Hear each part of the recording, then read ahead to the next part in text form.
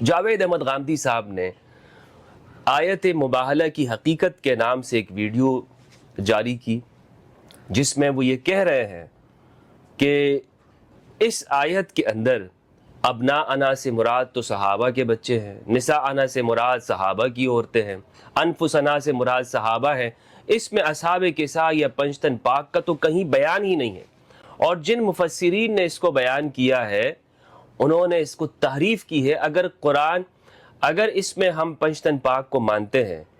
تو یہ تحریف نہیں ہے تو اور کیا ہے؟ تحریف یعنی قرآن کی آیت کو بگاڑنا، اور کسے کہتے ہیں؟ غامدی صاحب نے بہت بڑا دعویٰ کیا ہے، اور گویا ایسا دعویٰ ماشاءاللہ کہ ان کے سامنے اہل سنت والجماعت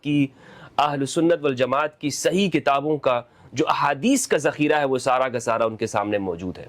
قصے، کہانیاں، روایتیں تفسیر کی کتابوں میں نقل کر دی جاتی ہیں اور پھر اس کے بعد وہی عقیدہ بن جاتی ہیں۔ آپ ان سب چیزوں کو ایک طرف رکھ کے قرآن مجید کو پڑھیں اور عربی زبان سے واقف ہوں تو کوئی دوسری رائے کی گنجائش ہی نہیں۔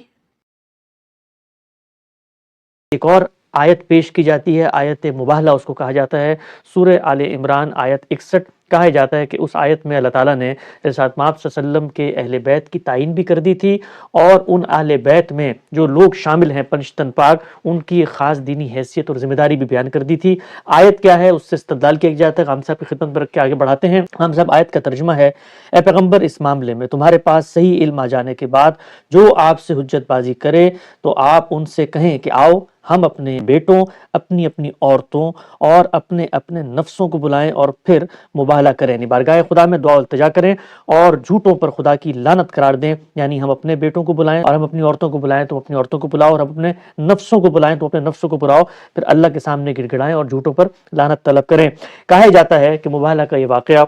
9 ہجری میں 24 ذی الحجہ کو پیش آیا، اور ساتھ صلی اللہ علیہ وسلم نے نجران کی عیسائیوں کو ایک خط لکھا۔ مختلف مفسرین یہ کہتے ہیں کہ ہمارے بیٹوں سے مراد امام حسن، امام حسین ہیں، اور ناؤنا سے مراد حضرت زہرا علیہ السلام یعنی سیدہ فاطمہ ہیں۔ اسی طریقے سے جب کہا گیا کہ ہمارے نفسوں یعنی ہماری جانوں، تو اس سے مراد سیدنا علی ہیں۔ کہا جاتا ہے کہ اللہ کے پیغمبر کو ہدایت کی گئی کہ ان لوگوں کو اپنے ساتھ لے کر جائیں اور مباہلہ کریں، اور مختلف کتابوں میں آیا ہے کہ پھر اللہ کے پیغمبر ان لوگوں کو لے کر نکلے، اور نکلنے کے بعد نصارہ نجران نے جب ساتھ آپ صلی اللہ علیہ وسلم کے ساتھ آنے والے افراد کی دلیلانہ صدق اور اخلاص کا مشاہدہ کیا تو اللہ کی عقوبت کے عذاب کے خوف سے وہ پیچھے ہٹ گئے اور مباہلے سے فرار ہو گئے اور مباہلہ ہار گئے۔ غم صاحب، استدلال یہ کیا جاتا ہے کہ اللہ تعالیٰ کو کیا ضرورت پیش آئی تھی، اللہ کے پیغمبر ہیں، ان کے صحابہ کی جماعت ہے، یہاں پر تو کہا گیا اللہ کے پیغمبر کو کہ اپنے بیٹوں کو اور اپنی عورتوں کو اور اپنے نفسوں کو لے کر آؤ، تو پھر تو بات ثابت ہوتی ہے کہ اللہ نے آپ صلی اللہ علیہ وسلم کے ان پنجتن پاک کو بہت غیر معمولی اور خصوصی حیثیت بھی دی اور اپنے مشن کے ایک تکوینی معاملے میں استعمال بھی کیا۔ آپ نے آیت پڑھ دی، آیت کی تفسیر میں جو روایتیں بیان کی جاتی ہیں وہ بھی آپ نے بیان فرما دیں۔ میرا کم سے کم اس پر تبصرہ یہ ہے کہ اگر یہ تفسیر ہے تو پھر تحریف کس کو کہتے ہیں؟ آپ قرآن مجید کو نکالیے اور یہ سارا واقعہ خود قرآن سے سمجھیے۔ بالکل واضح ہے کہ مخاطبین مسیحی ہیں، مسیحی اہل کتاب کی تعبیر قرآن مجید جس طرح یہود کے لیے اختیار کرتا ہے اسی طرح نصارہ کے لیے بھی اختیار کرتا ہے۔ ان کے سامنے خود مسیحیت کے نقطہ نظر کی تردید میں قرآن کیا کہتا ہے اس کی وضاحت کی گئی۔ پیچھے سے آپ پڑھیں تو یہ معلوم ہوتا ہے کہ ایک بڑا غیر معمولی خطبہ ہے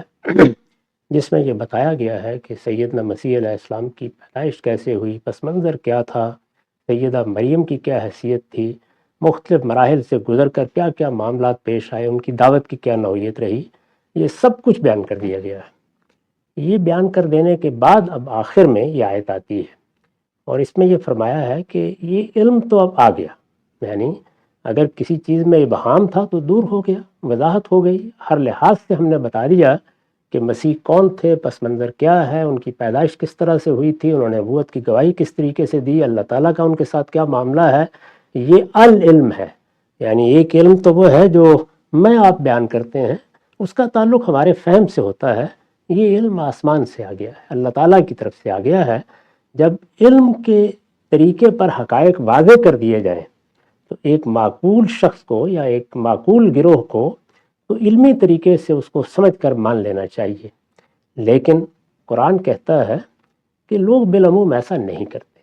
جب کچھ چیزیں ان کے تعصبات بن جاتی ہیں، ان کی تاریخ بن جاتی ہیں،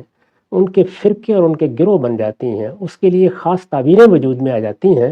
تو پھر وہ اللہ تعالیٰ کی طرف سے آنے والے علم کے مقابل میں بھی تمرد اختیار کر لیتے ہیں۔ یہ ساری بات بیان کرنے کے بعد قرآن کہتا ہے فمن حاجک من بعد ما جاءک من العلم، یہ جو العلم تمہارے پاس آ گیا ہے، اگر اس کے بعد بھی کچھ لوگ اصرار کرتے ہیں کہ وہ بحث کریں گے، وہ مجادلہ کریں گے، وہ جھگڑیں گے، یعنی وہ اس پر مصر ہیں، تو اب علم کے بعد کیا کیا جائے؟ یعنی بات واضح کر دی، آسمان سے واضح کر دی گئی، اللہ کا کلام نازل ہو گیا، اللہ تعالیٰ کی کتاب میں بات آ گئی، جو سب سے بڑھ کر بتا سکتا تھا کہ واقعات کیسے ہوئے اس نے بتا دیے۔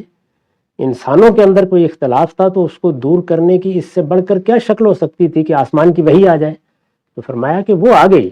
اس لیے اب علم و استدلال کا معاملہ تو ختم ہو گیا، اور جب علم و استدلال کا معاملہ ختم ہو گیا ہے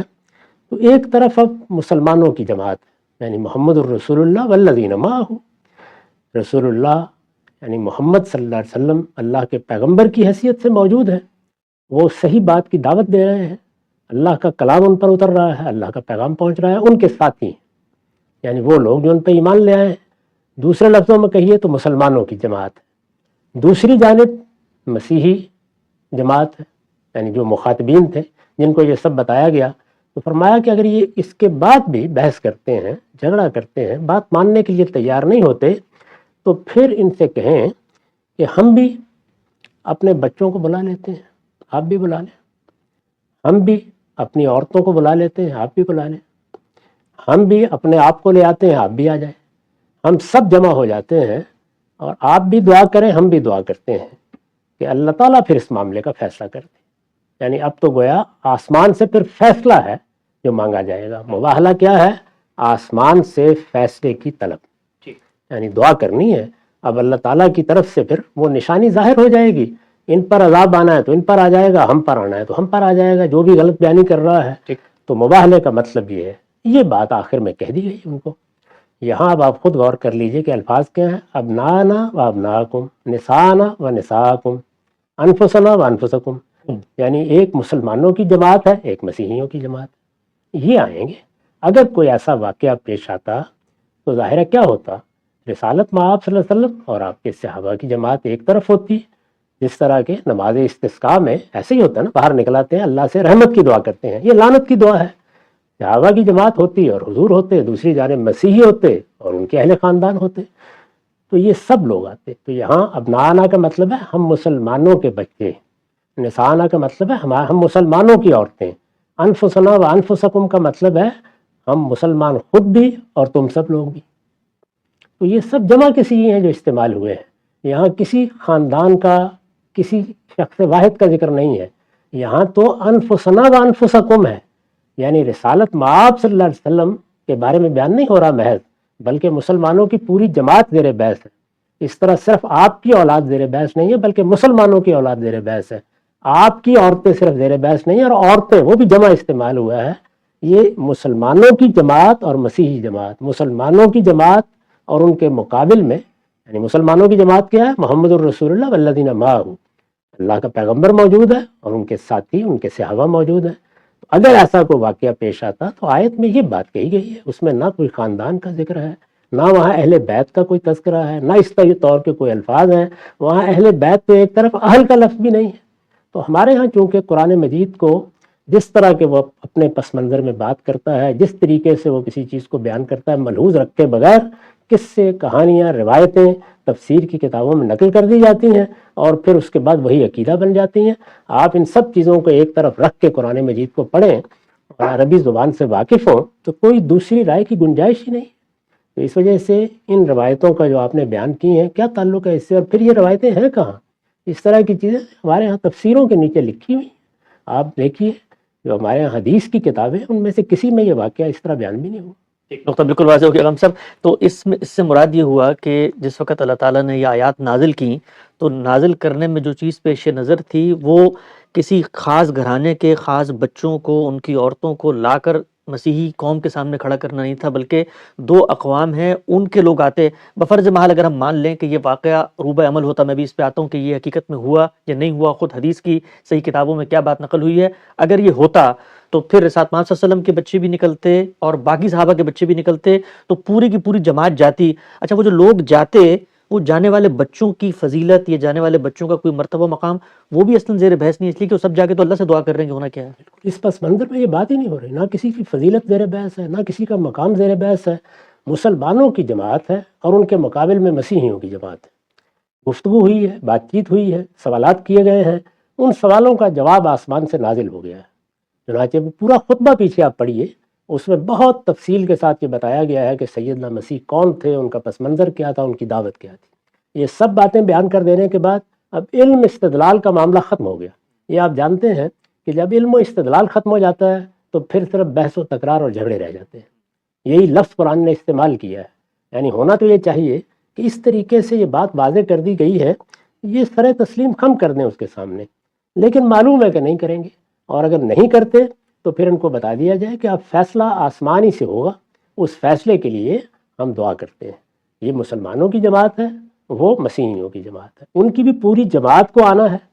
ان کے بھی بیوی بچوں کو آنا ہے، ان کو بھی آنا ہے۔ کسی کھلے میدان میں آتے اور جس طرح سے میں نے عرض کیا کہ استسقاء کی نماز پڑھی جاتی ہے، بارش کی دعا کی جاتی ہے، ایسے یہ لعنت کی دعا ہے کہ پروردگار ہم نے اپنی بات بیان کر دی، اب تو فیصلہ کر دے اور اس گروہ پر لعنت کر اپنا عذاب نازل کر دے جو غلطی پر جمع ہوا ہے۔ اس میں پیغمبر ہی یہ بات کہہ سکتے ہیں، اس لیے کہ وہ آخری درجے کا حق ہے جو بیان کرتے ہیں، اور ان کے مقابل میں جو لوگ آتے ہیں ان کو بھی یہ معلوم ہوتا ہے کہ کس کے ساتھ معاملہ کرنے جا رہے ہیں، تو یہ بات کہہ کے قرآن نے گویا بحث ختم کر دی۔ اب مزید کیا استدلال کیا جائے، ہر چیز واضح کر دی گئی ہے، ایک ہی صورت رہ جاتی ہے اور وہ صورت مباہلے کی ہے، یہ کہا گیا۔ اس کے بعد آپ حدیث کی کتابیں نکالیے اور دیکھیے، ان میں بڑی صراحت کے ساتھ بیان کیا گیا ہے کہ یہ بات جیسے ہی کہی گئی، وہ لوگ گئے، انہوں نے جا کے اس پہ غور کیا اور پھر انہوں نے یہ رائے قائم کی کہ یہ پیغمبر ہیں، اگر پیغمبر ہیں تو ہم مباہلے کے میدان میں آئیں گے تو نسلیں برباد ہو جائیں گی، اور اگر یہ نہیں ہے تو نہ ہوا کرے، یعنی ہم کیوں اپنے آپ کو اس خطرے میں ڈالیں۔ یہ کہہ کے انہوں نے نبی صلی اللہ علیہ وسلم کے پاس جا کے درخواست کی کہ آپ ہمارے ساتھ معاملہ کر لیں، ہم جزیہ دینے کے لیے تیار ہیں، ہمارے ساتھ کسی شخص کو بھی بھیج دیں جو ہمارے معاملات کو دیکھے۔ گویا انہوں نے مسلمانوں کی بالادستی کو قبول کر لیا، دین تو قبول نہیں کیا لیکن ان کی سیاسی بالادستی کو قبول کر لیا۔ چنانچہ یہ دیکھیے آپ، غالباً بخاری یا مسلم کی روایت میں وضاحت بھی ہے کہ ابو عبیدہ بن الجراح کو رسول اللہ صلی اللہ علیہ وسلم نے امیر الامہ اسی موقع پہ قرار دیا اور بھیجا۔ یہ اس کی تفصیلات ہیں، نہ مباہلہ ہوا، نہ باہر نکلنے کا کوئی سوال پیدا ہوا، نہ وہ اس کے لیے تیار ہوئے۔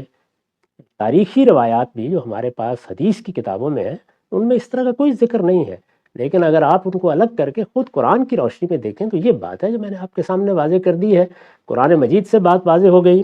واقعہ جس طرح کے حدیث کی کتابوں میں بیان ہوا ہے وہ بھی میں نے بیان کر دیا، اس میں اس طرح کی کوئی چیز سرے سے زیر بحث ہی نہیں ہے، نہ مباہلہ ہوا، نہ باہر نکلنے کی نوبت آئی، نہ لوگوں نے اپنے بچوں کو اکٹھا کیا، پھر ایسے کچھ ہوا ہی نہیں۔ بعد میں لوگوں نے اس کے نیچے اس طرح کے قصے اور کہانیاں لکھ دی ہیں، تو لوگوں کو اب فیصلہ کرنا ہے کہ وہ اپنے دین کی بنیاد اللہ کی کتاب پر رکھتے ہیں،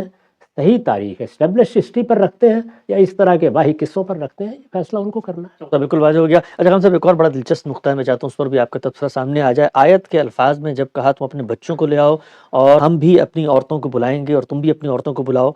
تو بچوں اور عورتوں کا ذکر کیا گیا۔ اب بچوں میں تو رسالت محمد صلی اللہ علیہ وسلم کے گھر کے 2 بچوں کو شامل کرنا ممکن تھا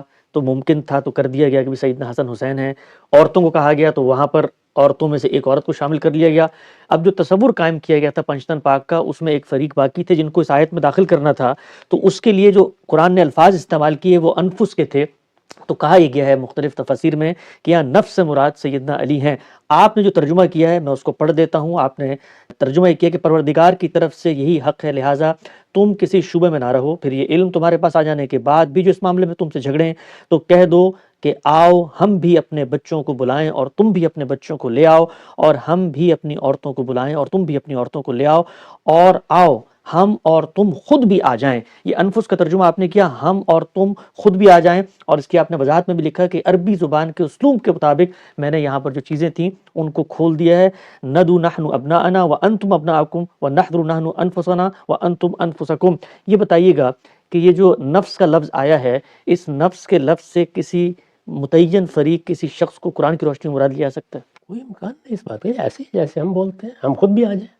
یعنی جیسے اردو میں آپ بولتے ہیں ایسے ہی یہ لفظ بولا جاتا ہے, اور سب جمع کے سیغے ہیں,